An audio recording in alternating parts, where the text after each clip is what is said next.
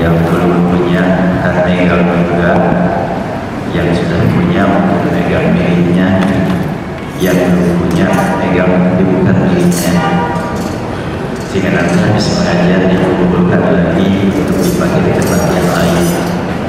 Jadi kita ingin pengajian ini betul-betul ada yang lihat, sehingga tidak capek menulis.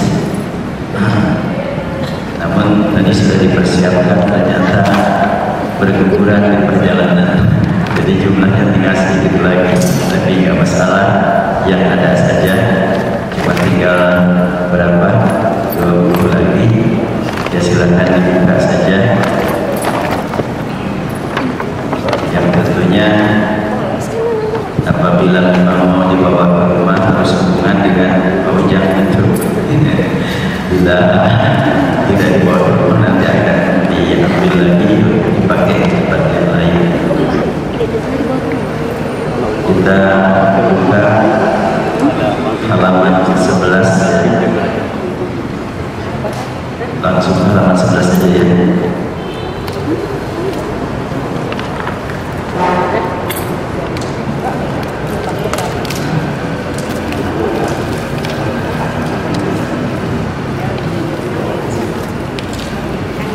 Yang belum pegang buku juga bisa dilihat ke depan.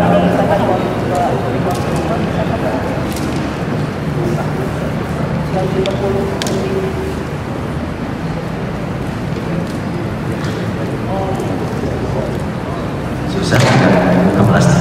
Iya. Tinggal disampaikan ke plastik. Belum dibayar.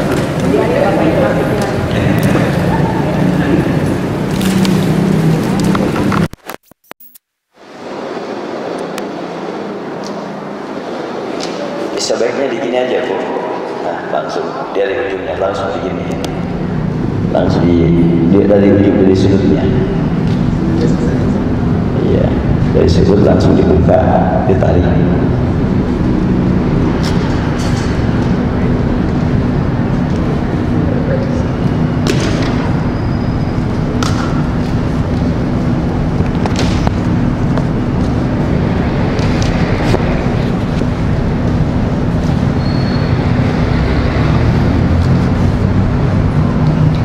Jadi buka halaman 11, kondisi umat terhadap Al-Quran.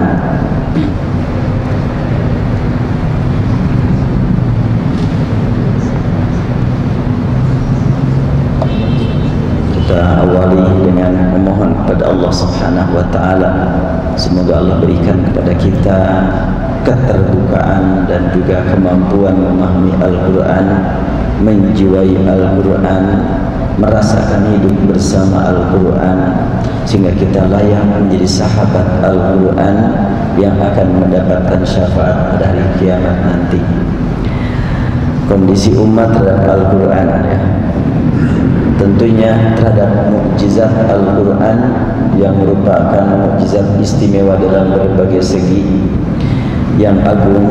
Jadi kondisi umat terhadap mukjizat yang agung ini sangat beragam sesuai dengan latar belakang dan lingkungan masing-masing, hingga terbagi kepada beberapa kelompok, antara lain sebagai berikut. Kelompok pertama adalah kelompok yang mendapatkan karunia Allah berupa keimanan kepada mukjizat Al-Quran dan qiraatnya. Quran itu kan bacaan, kalau qiraat banyak bacaannya. Kalau satu bacaan Quran, kalau baca banyak bacaan qiraat. Satu qiraat, dua qiraat ini kalau banyak qiraat. Ada orang yang baru mendapatkan nikmat membaca satu bacaan saja, ada yang dua bacaan, ada yang sampai beberapa bacaan. Dan untuk sebagai sampel bacaan sudah saya masukkan, sudah dimasukkan, bukan saya masukkan tapi tim sudah dimasukkan bacaan surat As-Sajdah yang saya bacakan waktu sholat subuh di pesantren dengan riwayat yang lain, antara lain riwayat Bazi dari Ibnu Katsir dan juga riwayat Warash dari Imam Nafi'. Itu bisa buka ya di YouTube ya. Ini mungkin di sini juga bisa nih. Sekarang sudah ada wifi yang bagus ya di sini. Di mana nih? Sini. Kita lihat dulu. Oh, agak lambat. Iya.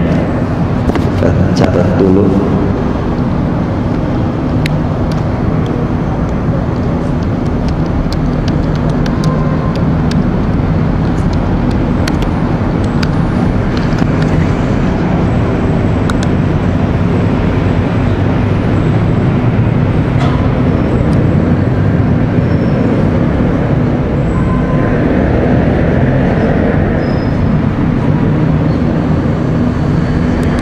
Lambat, oh ya sudah. Ini kita ambil kononya riwayat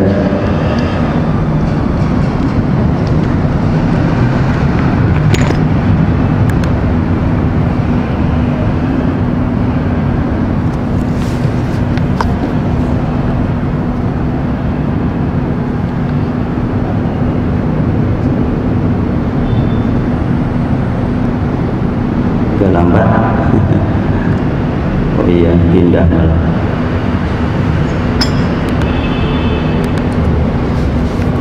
Ya, kita ulang lagi.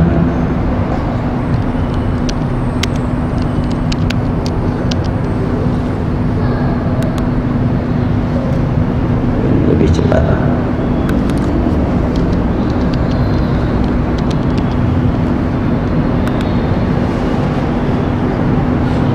Ya, ini ada bacaan tertulis riwayat As-Susi, padahal bukan riwayat Susi ini, tapi riwayat Razi dari Ibnu Katsir. Ya cuma admin yang salah memasukkan kalimat.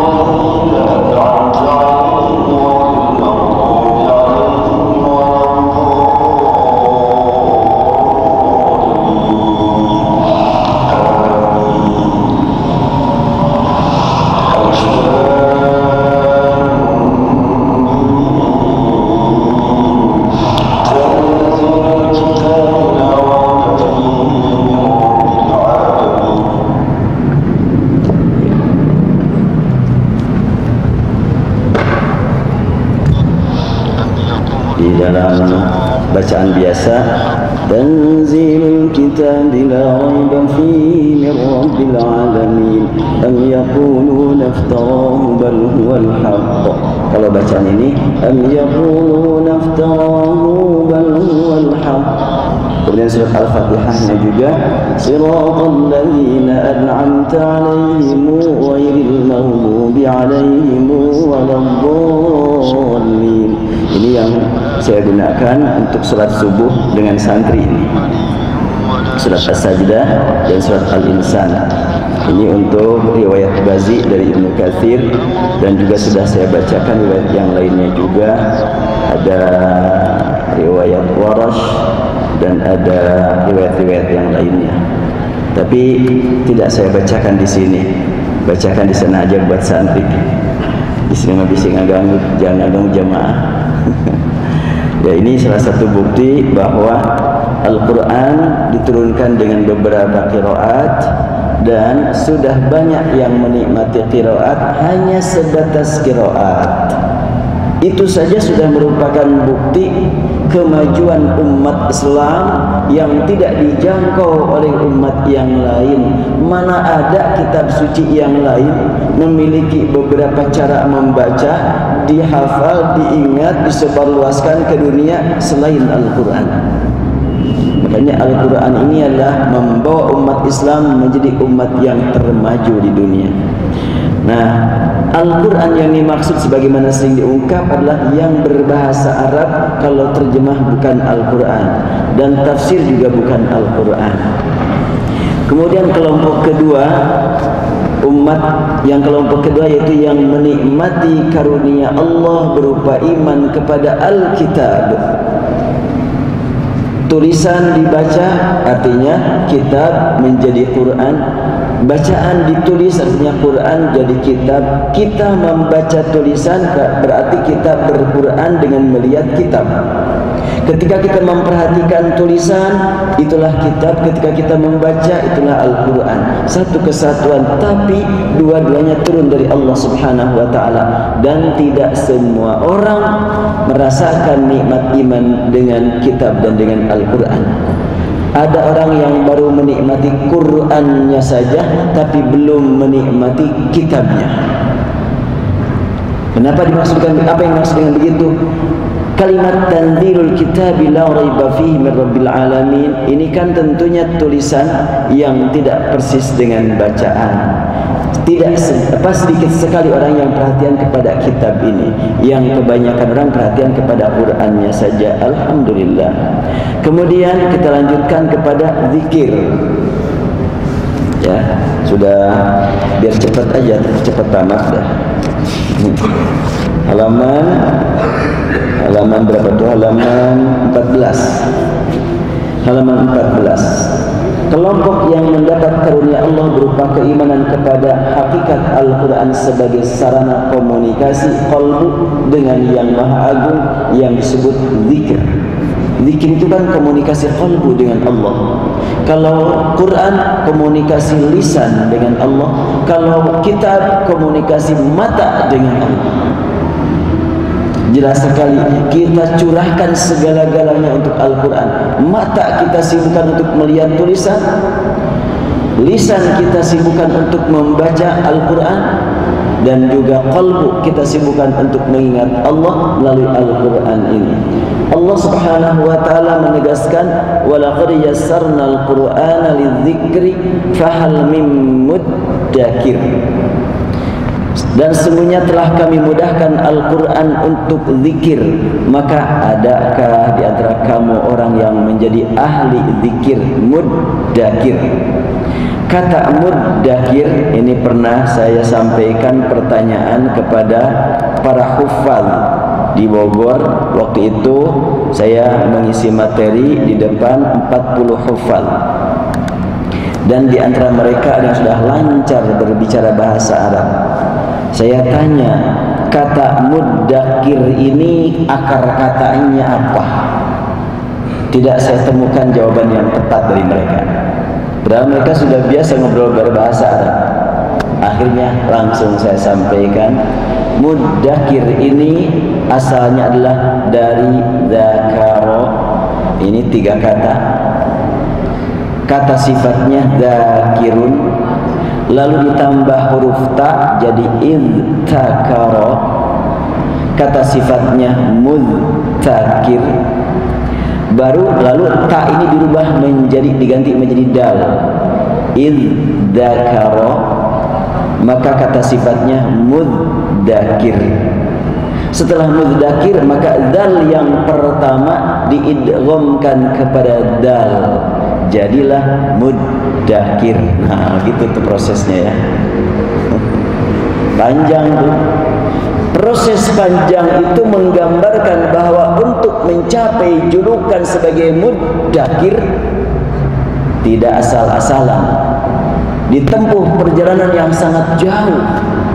Niat karena Allah, membaca, menghafal, mengingat, diperiksa oleh guru sampai disetorkan lagi, baca tambah lagi, baru dikatakan muddakir. Itu pun masih belum cukup, harus dijiwai. Tentu bagaimana mungkin dapat menjiwai kalau tidak memahami makna. Perjalanan panjang.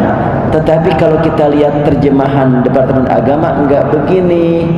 Kalimat muddakir itu diartikan apakah ada yang mengambil pelajaran? Ini sederhana sekali itu. Terjemahan Departemen Agama fal min muddakir itu apakah ada yang mengambil pelajaran katanya. Sederhana kan? Padahal mudzakir ini sangat luas, tingkatannya tinggi, dari dzakir naik menjadi mudzakir, naik menjadi mudzakir, naik jadi mudzakir. Perjalanan panjang. Makanya saya juga ambil terjemahan yang agak berbeda, ya, ahli zikir. Kalimat ahli kan tentunya bukan sekedar tahu, tapi punya pengalaman dan sudah punya eksperimen yang banyak, itu baru ahli. Proses perubahan tersebut memberi makna pentingnya mencurahkan segala upaya untuk menjadi ahli zikir dengan memerhatikan kandungan Al-Quran dari berbagai segi, bacaannya, tulisannya, huruf per huruf, kata per kata, dan juga termasuk terjemah jangan disia-siakan. Karena kita dapat memahami Al-Quran secara keseluruhan kalau kita memang memahami terjemah. Namun terjemah sering di kita sebagai langkah kedua, tafsir dulu baru terjemah, padahal terjemah dulu baru tafsir. Dan ditemukan di Indonesia itu terjemah berlandaskan tafsir, padahal mestinya tafsir berlandaskan terjemah.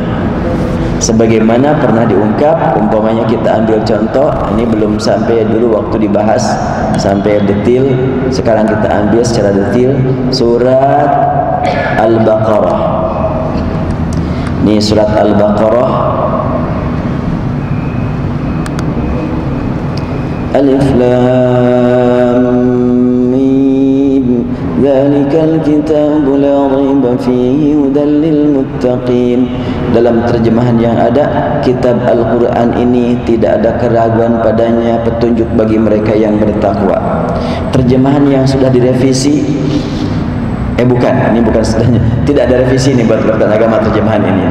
Terjemahan sebelum revisi dengan sudah revisi sama, cuma ada terjemahan yang lain, yaitu terjemahan Dr. Aam Amiruddin menerjemahkan Alif Lam Mim, inilah Al-Quran, tidak ada keraguan dalam kebenarannya, sebagai petunjuk bagi orang-orang yang bertakwa. Kemudian terjemahan M. Talib, terjemah tafsiriyah, itulah Al-Quran yang tidak diragukan datangnya, benar-benar dari Allah, menjadi petunjuk bagi orang-orang yang taat kepada Allah dan bertauhid. Ini terjemahan yang mana yang benar ya? Tiga terjemahan ini sangat jauh berbeda. Yang pertama, Al-Quran ini. Yang kedua, inilah Al-Quran. Yang ketiga, itulah Al-Quran. Yang sebenarnya bagaimana? Dzalika, itulah Al-Kitabu, Alkitab. Tapi tidak ada yang menerjemahkan Alkitab dengan Alkitab juga. Malah kitab Al-Quran ini masih mendingan nih, terjemahan Peraturan Agama. Mengapa semua terjemahan yang sudah beredar menerjemahkan Alkitab dengan kata Al-Quran? Apakah makna Al-Quran sama dengan makna Alkitab? Tadi sudah kita sampaikan, kelompok ada yang memang hanya menikmati Qurannya tanpa kitabnya, ada yang mungkin sampai kepada Quran dan kitabnya. Apakah makna Al-Quran sama dengan Alkitab? Jika sama, kapan harus menggunakan lafaz masing-masing dari dua lafaz tersebut? Dan untuk apa dua lafaz dipilih untuk satu makna kalau memang maknanya sama? Ini yang patut kita jadikan sebagai studi kritis terhadap terjemah yang ada. Allah menggunakan satu lafaz untuk memberi makna yang berbeda dari lafaz lainnya. Satu lafaz dengan lafaz yang berbeda, otomatis maknanya juga harus berbeda. Namun antara satu lafaz dengan lafaz lainnya memiliki hubungan. Jadi ketika Allah menggunakan dzalikal kitabu, itu Alkitabu, sangat berhubungan dengan hadzal Quran. Dan Allah kasih isyarat kepada Alkitab pakai dzalika, itulah. Allah kasih isyarat kepada Al-Quran, hadza, ini. Tentu memiliki makna yang sangat jelas. Kepada Quran dekat, kepada kitab jauh. Dan kitab petunjuk bagi orang yang bertakwa, Al-Quran petunjuk bagi manusia. Unzila fil Qur'an hudan lin-nasi wa bayyinatin minal huda wal furqan, dzalikal kitabu la raiba fi. Jelas sekali itu. Tapi kenapa terjemahan yang ada enggak membedakan mana kitab mana Al-Quran? Tulisannya Alkitab, Quran lagi, Quran lagi, Quran lagi. Ya, disinilah kita akan berbeda. Tapi bukan untuk berbuat salah, tapi berbeda untuk lebih luas insya Allah. Allah menggunakan satu lafaz untuk memberi makna yang berbeda dari lafaz lainnya, namun antara satu lafaz ada hubungan. Karena itu, demi terpeliharanya keaslian bahasa Al-Quran, dirasa perlu ada catatan khusus. Saya tidak menggunakan bahasa saya kritisi Departemen Agama, enggak, catatan gitu. Kan lebih enak kalau catatannya. Terserah isinya mau kritik mau apa, yang penting bahasa catatan. Catatan khusus untuk beberapa terjemah ayat ini. Dan semoga ada tambahan manfaat dengan mengajukan terjemah alternatif yang memerhatikan bahasa aslinya sebagai berikut. Alif Lam Mim, itulah Alkitab, tiada keraguan padanya, petunjuk bagi orang-orang bertakwa. Alif Lam Mim, ayat ini memberi isyarat tentang keutamaan bacaan kitab suci. Ini masih berbicara kitab nih. Alif Lam Mim. Kitab ini kan, kok disebut kitab? Iya, tulisannya kan 3 huruf. Bacaannya enggak 3. A, L, I, F. Tulisan satu. Lam 1 huruf. Bacaannya L, A, panjang lagi A-nya juga. Meski tidak ditemukan maknanya, namun tetap diyakini bahwa tiada yang terbaca dan tertulis dalam kitab suci ini kecuali wahyu ilahi yang diterima Rasul dari Jibril. Siapapun yang membacanya dengan niat yang ikhlas pasti akan mendapat nilai kebaikan meski tanpa disertai dengan memahaminya.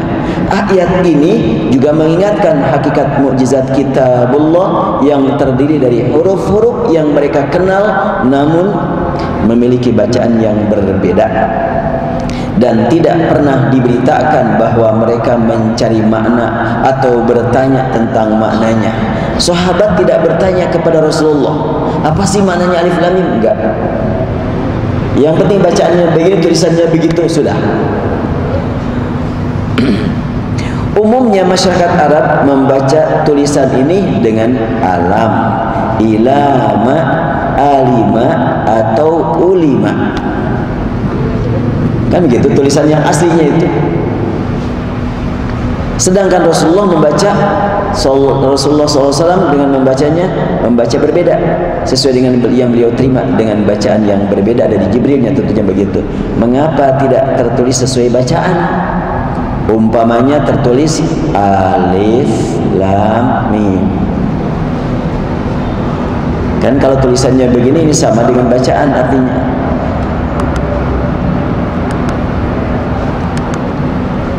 Kan Alif Lam Mim kan kalau gini pasti ya.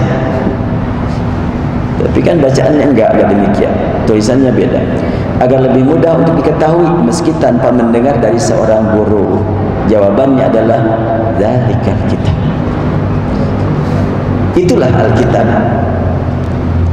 Kenapa tulisannya tidak persis seperti bacaan? Nah, itulah tulisan untuk wahyu ini. Jangan dirubah-rubah. Jadi kalau sekarang bacaan Alif Lam Mim, ini kan bacaan Alif Lam Mim, ditulisnya adalah Alif Lam. Sekarang bacaan Alkitab, ditulis Alkitab. Kan ini tulisannya, ini bacaannya, ini tulisannya, ini bacaannya, ini tulisannya. Kenapa kalau tulisan bacaan Alkitab tidak dibaca panjang dan tulisnya begini, kok ada yang berani berubah? Tapi mereka tidak berani berubah. Alif dibaca sebagai dari enggak ada.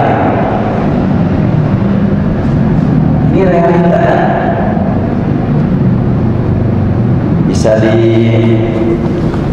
buka tulisannya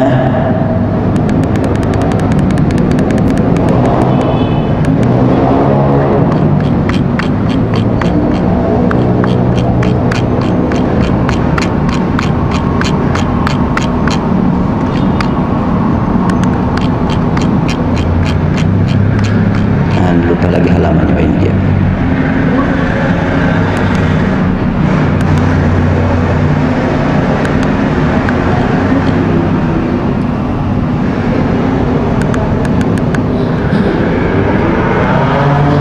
Kan ada tulisan Alkitab pakai alif. Di sini halaman berapa ya? Gak hafal juga di dalam bukunya. Dalam bab apa nih?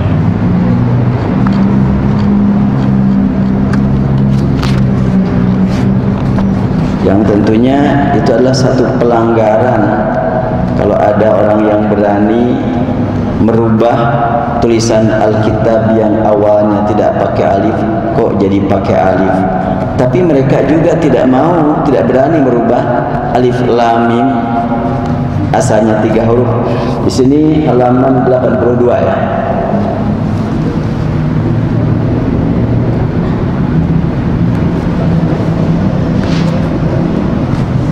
Dan ini yang sangat anehnya adalah cetakan Departemen Agama lagi. Yang di halaman 82 ini adalah cetakan Departemen Agama. Sangat sedih sebetulnya.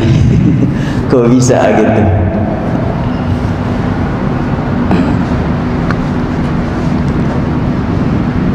Makanya kita lah memulai untuk melakukan studi secara luas ini agar tidak terbawa. Kita kembali ke kajian qadimah tadi. Buka lagi halaman 14.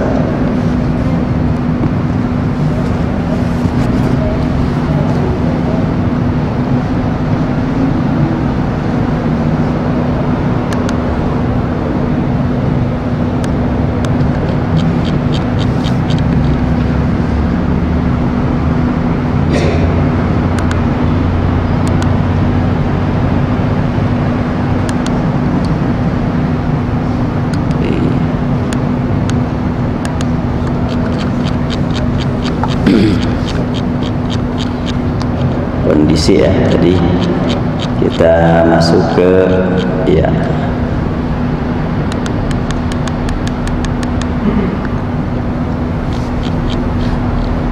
masuk ke nomor 4-nya sekarang, halaman 16.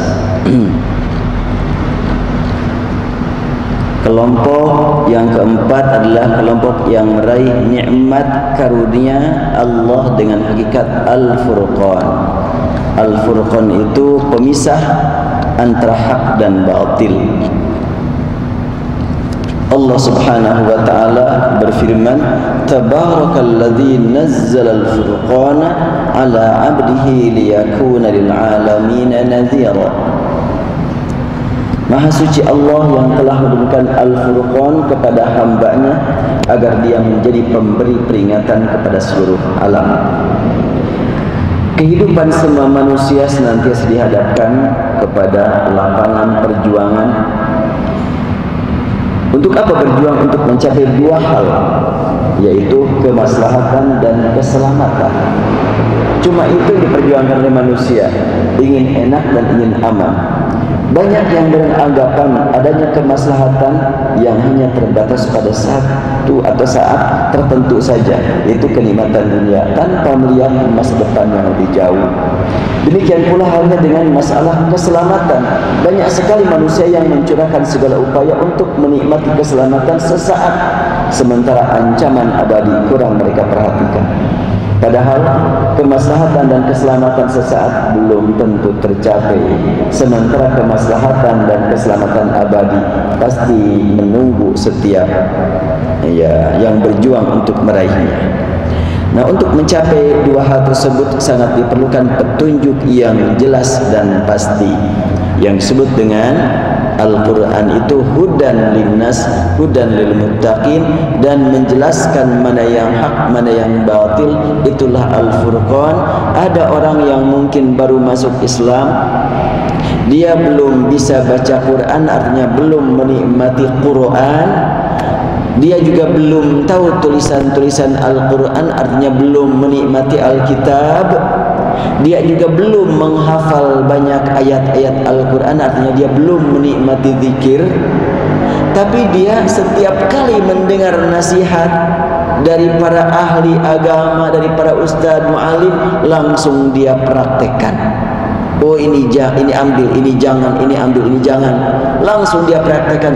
Berarti dia sudah meraih bagian dari Furqan, walaupun belum meraih bagian dari Quran dan zikir dan kitab. Oleh karena itu maka ada 4 nama, dan 4-4-nya turun dari Allah.